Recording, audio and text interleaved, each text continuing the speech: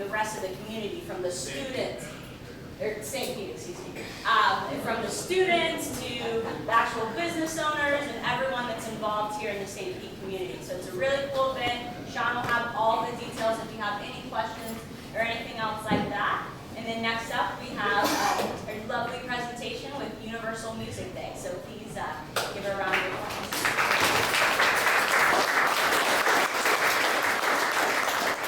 Well, good morning. And first, I'd love to thank you all for the amazing support that you give and this amazing idea. And St. Pete and the Chamber and the Kaufman Institute really supporting entrepreneurs, because this is the way to the future. So thank you.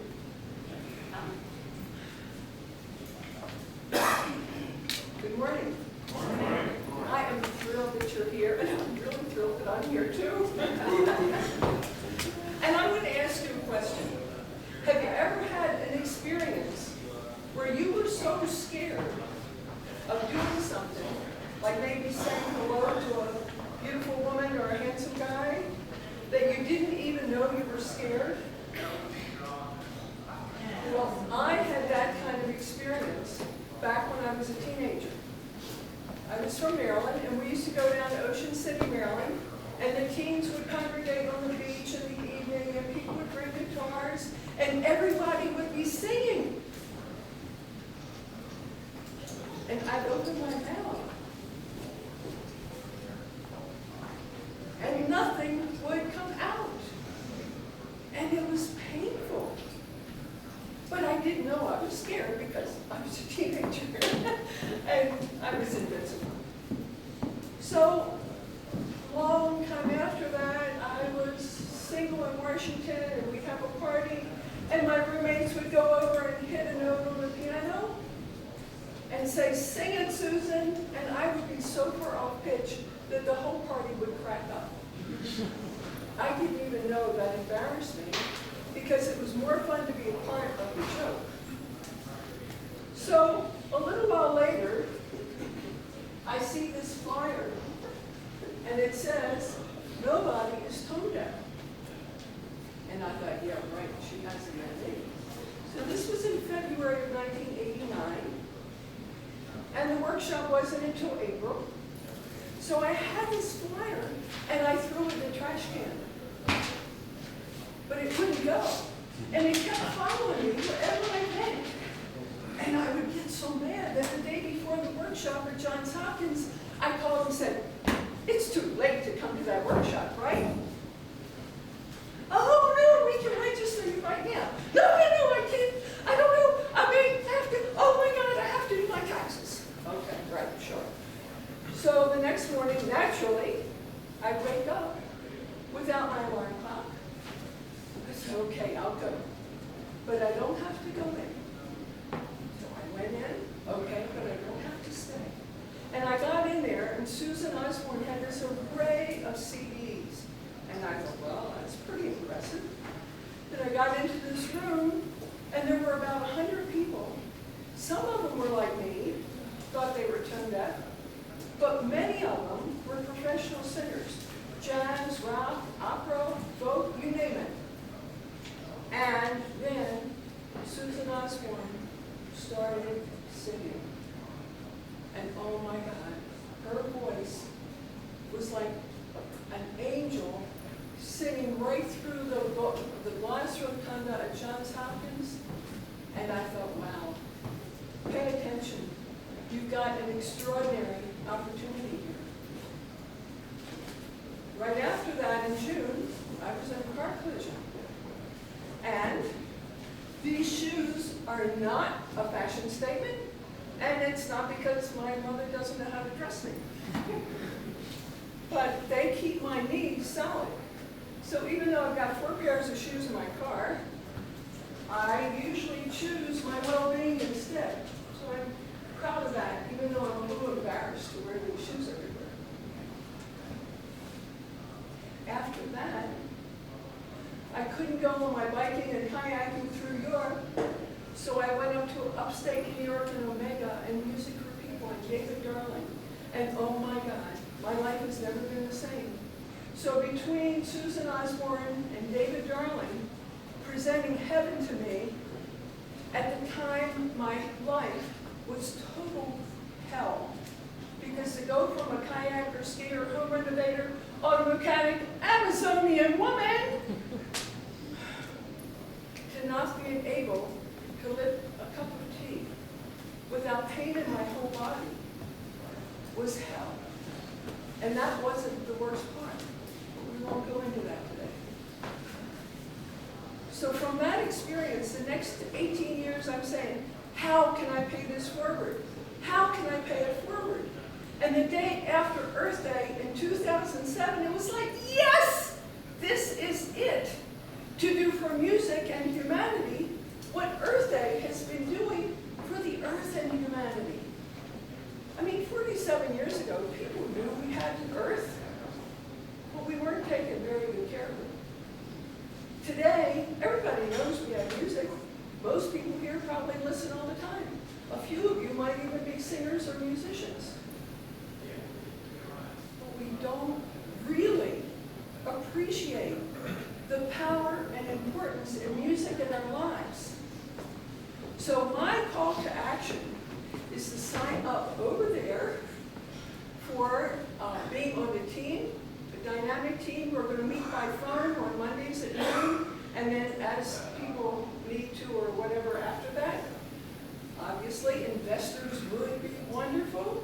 I'm a creative and a visionary, and I feel myself and make contributions. Oh, it's good to kind of pay for these things. So I've been really bad about that, to be quite honest.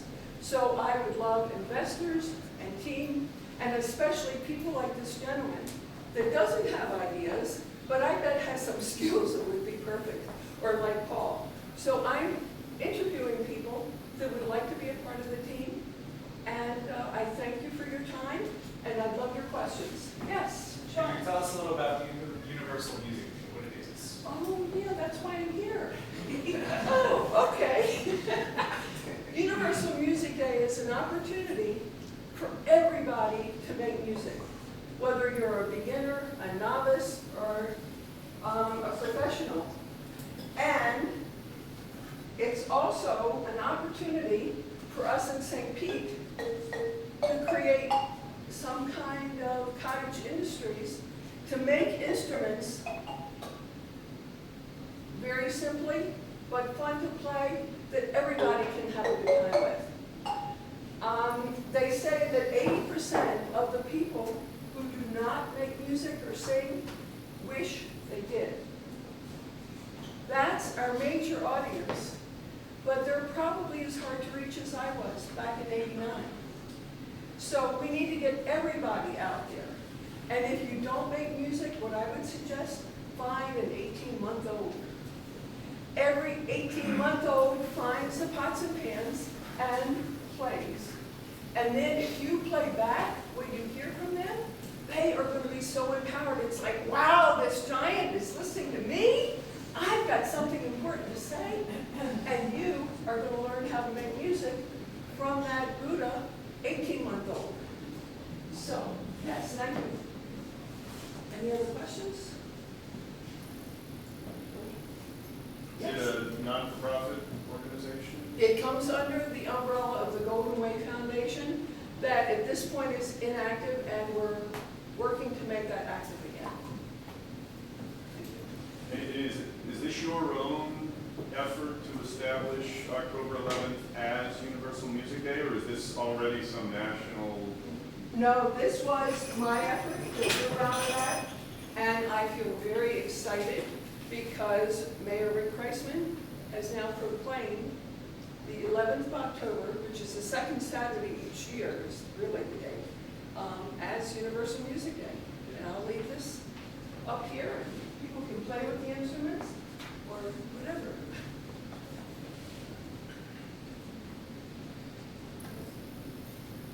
Yes, Sean? Where will it take place? It's going to take place as many places as we can possibly get it. I would love to have Vasiotti down at the Dolly during the daytime. I'd love to have Sean Brown playing the Hammond B3 organ because he is amazing on that, and he is so talented that anybody can bring an instrument and he is willing to play with them. And so that will really get things moving. And then we'll have a listener's choice, so the people in the audience can say, well, we'd like that saxophone player and that trumpet player and that bass player to play with Sean. And then the very last thing, Sean will pick who he wants to play with. And moving a killer B3 organ, that's a little bit expensive. Yes? Why are you starting here? Why am I starting? Campus CP. Well, I started in 2007, and we had 3 events up in Clearwater. The 4th event was at the St. Pete Pier. The 5th, 6th, 7th events were mostly home parties, and then last year at the Feather Sound. And this year we have it in North Carolina in 2 different places. And the Tampa Independent Day School is talking to us about creating something there. The Community Learning Center is doing something. Studio 620 is going to do something for children from 12 to 2. And we'd love to have Deuce's Renaissance area creating something down there, because this is where Louis Armstrong and so many great musicians used to hang out. Yes, please. 2 questions. Have you confirmed with Sean that he's going to do it? I've had a conversation with him, So you got. and it depends on the venue we get and the money we get and things like that. And the second one, have you started contacting local performance company groups, letting know Sean's going to be there, so they look forward to that? No, because I want to make sure I have the venue and Sean first. Yeah, and we want to pay the musicians. You know, get rid of those jokes like, what's the difference between a large pizza and a musician? What? A large pizza can feed a family of 4.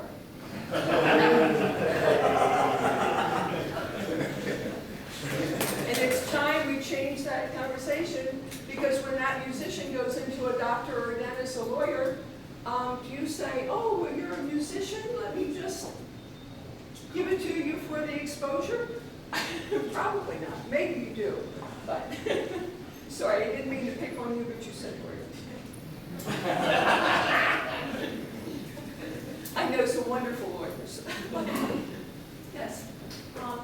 One thing that might be helpful to take a look at is National Dance Day, how they execute the program, National Dance Day. Yes. The Dizzy Feet Foundation, they have come up with a way to be able to put out into the community and nationally a unification of National Dance Day to be executed throughout the United States. They unify it by posting online videos of 2 pieces or 3 pieces of choreography that everybody in the country can learn, and it's actually international now. And then everybody comes together in certain places over on a particular day of the year, which I think is July 26th is what's coming up. And Dizzy Feet Foundation does a great job, and there might be some interesting lessons in there for you to see how they unify it, and then get the message out. So That's a wonderful suggestion. Thank you very much. Have you reached out to the local schools? And Soul Hop Nation would love to offer What mobile, nation? mobile concert stage. Oh, wow, fantastic. That would be Sit wonderful. right out. Yes, thank you. I've done a little bit, the thing is, I hate to say this in front of this group of people, but I'm a little bit of a control freak, and I'm probably a little more arrogant. And also, I had these experiences with Susan Osborne and David Darling that very few people around here have had. Many people have great experience in training as musicians, but it's a really different thing when you're learning for perfection of every note, and when you're learning for your own health and well-being and stimulating your immune system. It's a really different experience. And when David Darling worked, he had from 3 years old to 97. He had tone deaf to voice to world instruments like these to professional instruments, all in the same group. From amateur to professionals, all in the same group. I mean, it was just extraordinary. And I don't know anybody around here that does that kind of thing. I haven't run into them. I know some wonderful musicians, But my experience, and maybe just because I'm growing into the leader I need to be, but my experience has been that the professional musicians kind of look at me like, I've studied 30 years for this, and you're telling me anybody can make music? Well, anybody can make one quality sound. They can't sit down and play a Beethoven sonata, you know? And so there's a real difference there, but you can still have fun. You can still build community. You can still connect your left and your right brain, your head to your heart to each other's hearts. That's what this is about. We'll leave the Beethoven sonatas to the pros. But everybody is entitled, this is our birthright. Our art and music. The quantum physicists say everything is wave and particle. Well, waves are sound, silence, and vibration. That's music. Particles are color, light, and shape. That's art. That's what we are. And art and music are as important to our spirits and our well-being as water is to our body. And so I'm going to ask a question that hasn't been answered. Hasn't been asked yet, but most investors want to know, okay, what is your target audience? So I want to ask you, if you were talking about water, who would your target audience be?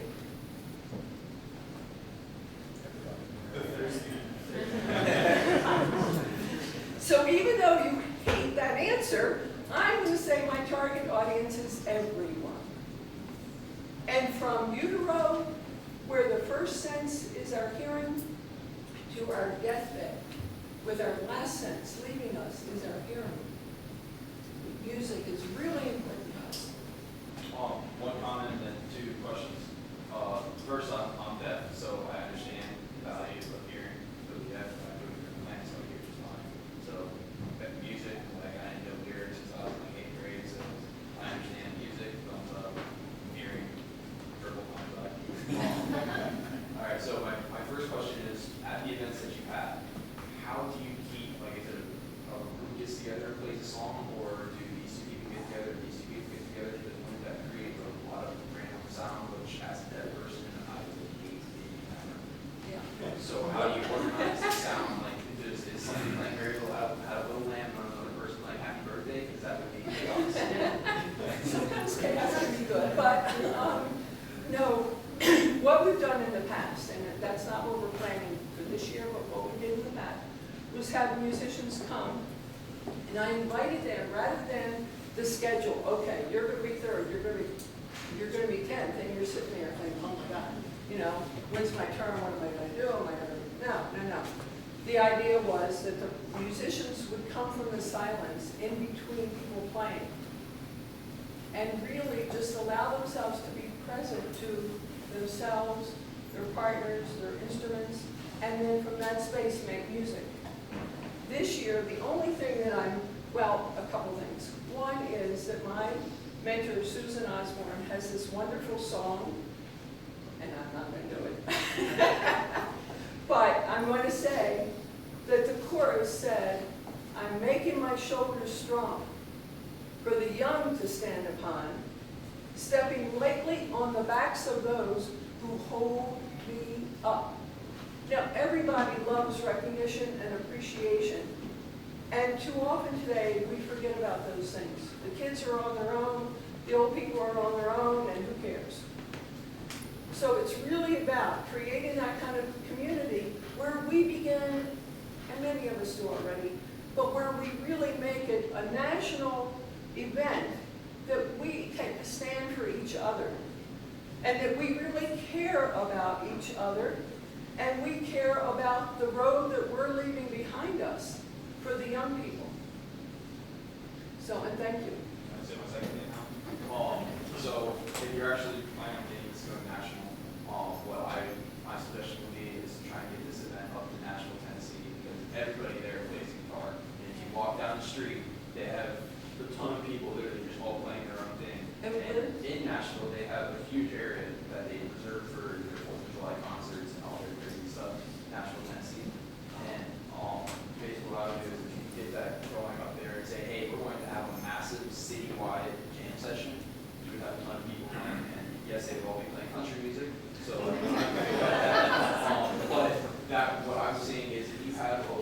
creates larger people all getting together playing jam session, which is in their cultural bones. That's what they like to do. And you get video of it and you put it on YouTube and Twitter crazy about that. If you guys notice, DJ and music has been a huge rise on Twitter.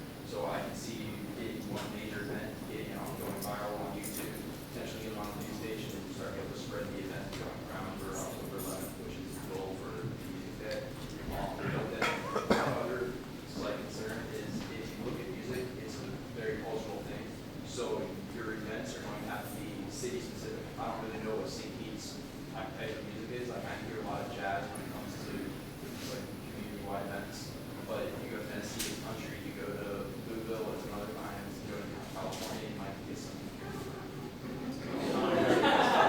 All right, so like what I'm saying is it's going to be very cultural. If you think about like drum circles are already doing stuff that you're suggesting. However, you got a guy who's a good percussionist and he starts a beat and everybody follows it, and then at the end of the night, everybody's just kind of playing around. So you already have things that are going on that are similar like that. What I would suggest to you is tap into that, make it a cultural thing, not necessarily a community thing, even though the culture and the communities are the same unless you're in New York and it's just New York. You kind of see what I'm suggesting, and if you can get it to go social media viral, then you're going to be able to get it to spread to the next city. Kind of like 1 million cups, you have them all in cities, right? That kind of same idea, branch, but then go to different cities. You've got some wonderful ideas, and I would love to see your name over on that list. And one of the things, if we have this event, I mean, one tent could be folk, one tent could be rock, one tent could be, oh my God, I don't know about that one. But opera, I mean, whatever people want to bring, whatever talents they have, it's not limited. People can then try different things that they've never tried before. Yes, We sir. have a very successful music festival here in town called the Listening Group Festival. Have you thought about connecting with those guys and seeing where the city lies? I don't know those guys, and I Is love there someone here who could talk about that? I can get on the phone and find them maybe. This is Mr. Francis. I do the listening festivals in April each year, so the timing doesn't quite match, but we might have some synergies. Well, it would be wonderful to speak with you and learn from your experiences, because really, this is the year that we're branching out, and it's actually a global event. It's not limited to this nation. And we are also connected, that it doesn't have to be, and we're not paying for everything around the world. We're saying, hey, what lights up your community? What inspires your people? Create something that you have fun with. Maybe you already have some kind of a fall kickup meeting. Put this with it. It doesn't have to be a great big deal, but it can be. That would be lovely too.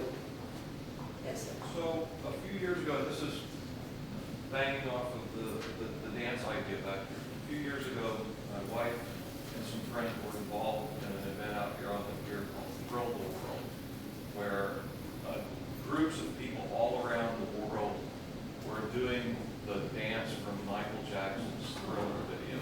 Everybody dressed up, but all at the same time, in unison, all around the world, people were all doing this dance. And I'm wondering, a lot of the attraction to that was being part of the largest group of people to have ever done this. And I'm wondering if this could work with your thing,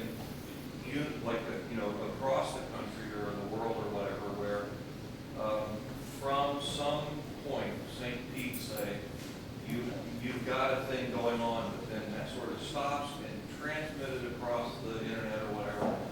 One song, everybody knows the lyrics to, all across the world. Anybody that's involved in one of these events can stop and all sing that song at once. It's an amazing attraction of the community.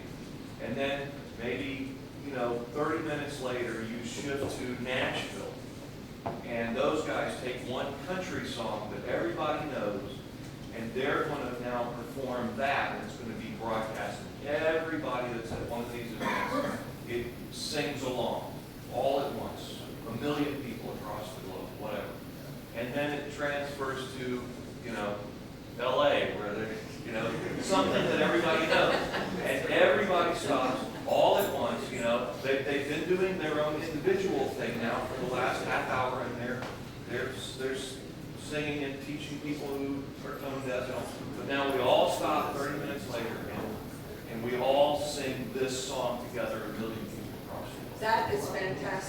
And I want you to talk to all your billionaire friends, because this is exactly the vision that we had, somewhat, that we would have streaming around the world with Zhou Liang, our Wang, our Chinese Tai Chi master, and